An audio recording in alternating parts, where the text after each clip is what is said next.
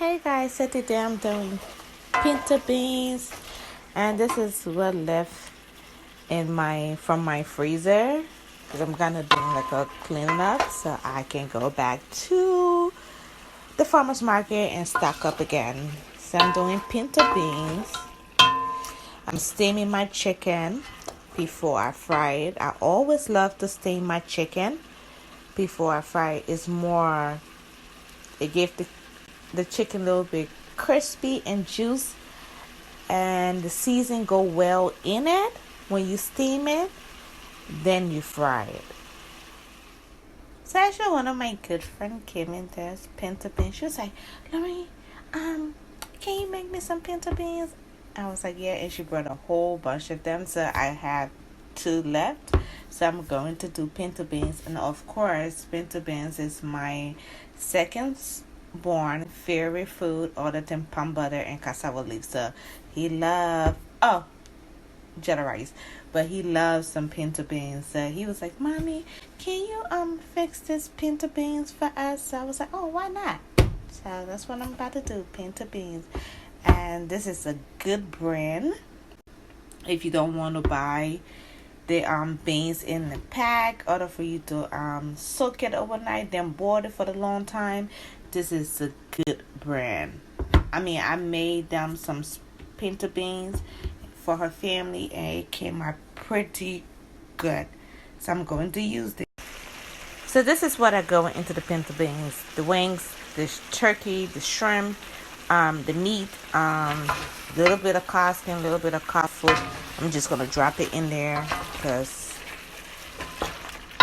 since I'm cleaning up my freezer, this is what left. So I'm going to use this and make the pinto beans.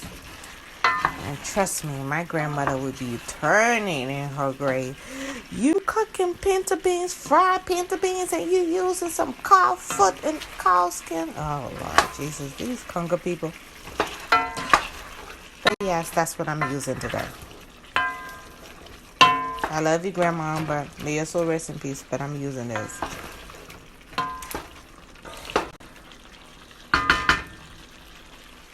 So this is what I go into the pinto beans: the wings, the turkey, the shrimp, the meat, little bit of cod skin, a little bit of cod foot.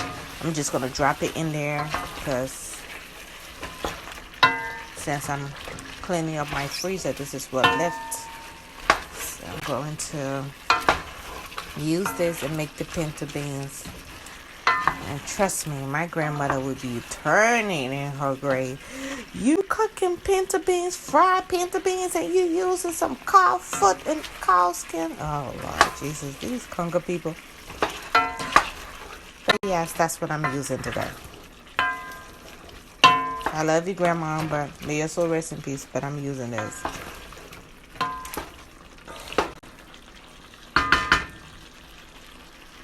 About to fry the chicken, so I'm not going to fry it too hard like regular fried chicken.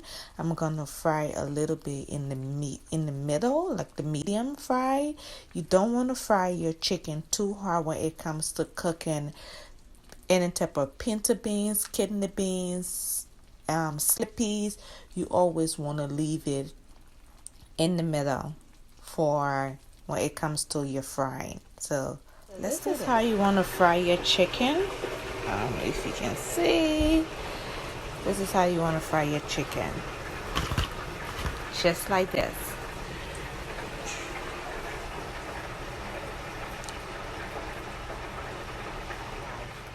Juicy, tender, easy. It's not hard. It's soft with the beans, with the kidney beans. So this is how your chicken going to be before you put it in your gravy. You want to fry it like this, and just for it to be a little bit tender, but in the meantime juicy, not too hard. You don't want to fry it like you're frying fried chicken. You always want to fry your chicken when you're doing like beans. Put to the green, fry spinach, fry okra. Anything fried food, you want to fry medium hard, not extra hard or extra crispy. Now, this is how you want to do it. because you have to be very careful with the high cholesterol. So you want to use less oil for your fried food, for any type of food. So I think this gonna be enough. Now I'm probably gonna add a little bit more.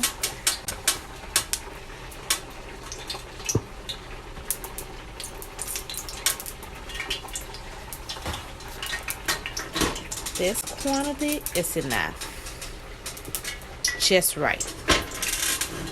This blender is 2 fresh tomatoes, 1 big onions, 2 bell pepper, the green one, and 3 hot pepper, a little bit of smoked fish, and some seasoned salt, 2 market cube. And this is what I blend together, and I'm going to put it in my oil and to make my gravy.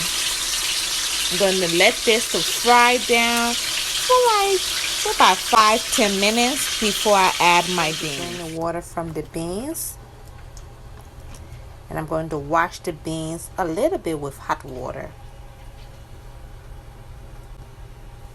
And use some hot water. Let it drain. Set it right here. I'm going to use hot water.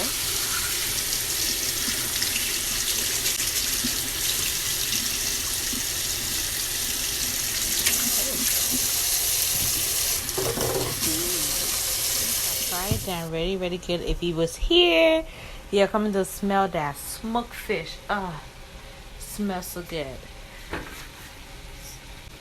So I'm going to add my beans.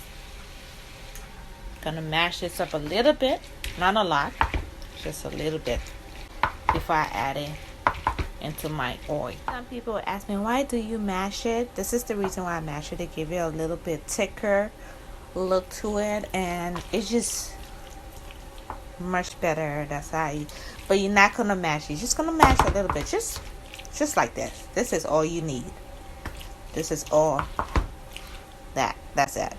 Then you fry it with your onions, bell pepper, fresh tomatoes, and a little bit of seasoned salt and everything. In Liberia, when it's my time in the kitchen with my grandmother, I used to ask my grandma, Granddad, why do you mash your beans? She was like, you mash the beans, it's spread out. So you see how this beans and make it look thick, and they give it that juicy look. I was like, oh God. So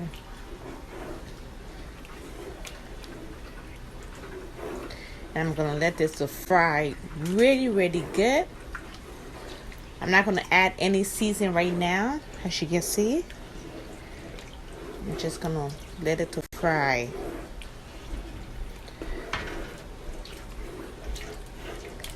You want to stir from the side into the middle. Look at that. That beans are looking so small. When I mash it up, it gives you a whole. Be very careful when it comes to fried food with the season. So I add a little bit of season. So I'm going to use 2 chicken soup for now. And I'm going to stir it really good.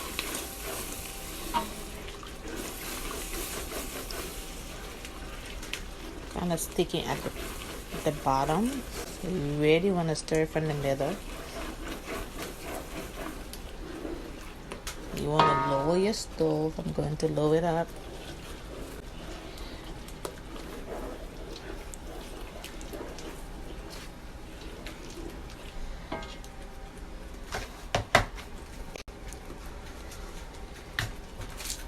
Now I just add my meat, like my shrimp, my meat, my turkey, and my cow skin, my cow foot. I add it in it. I'm let it to cook a little bit before I add my chicken that I fried. You just want to do this probably for like 5 minutes, or probably 3 minutes. Let it cook with the meat, with the beans.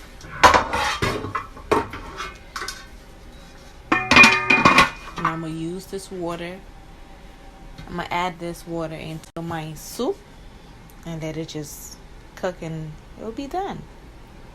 Add my fried chicken.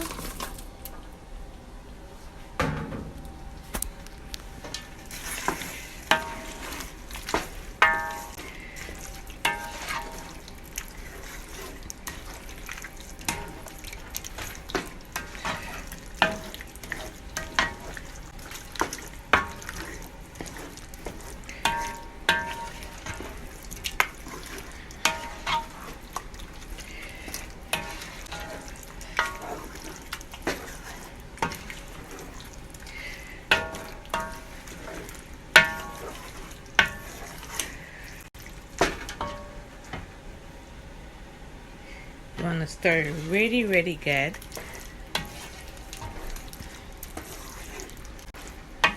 This is very delicious.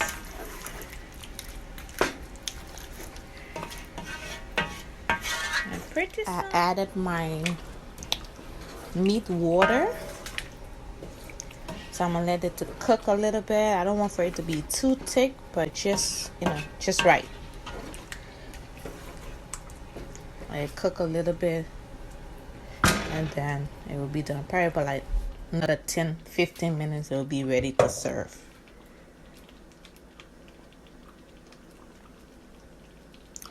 And sooner or later you'll be able to taste my cooking pretty soon. Ooh, I'm excited. But yes, so this is the pinto beans. I'm just gonna let it dry for like probably about like 10-15 minutes, nothing more, because I don't want for it to be too dry and too thick. I want it to be just right. De Congo pone que sea, I want it to be just immersed. Yes, it's ready already. Ready, pinto beans. And people be like, why your food take quicker to dry? And the reason why my food is quicker to dry, because I take the lid, the pot top, from the pot and let it be open and let it dry. The more you cover the pot, the more water getting in your food. That's why some people food take forever to dry. So you have to take the pot top off the pot or the lid, however you call it. But kidney beans is ready to be served. The kidney beans is ready. So guess what, guys?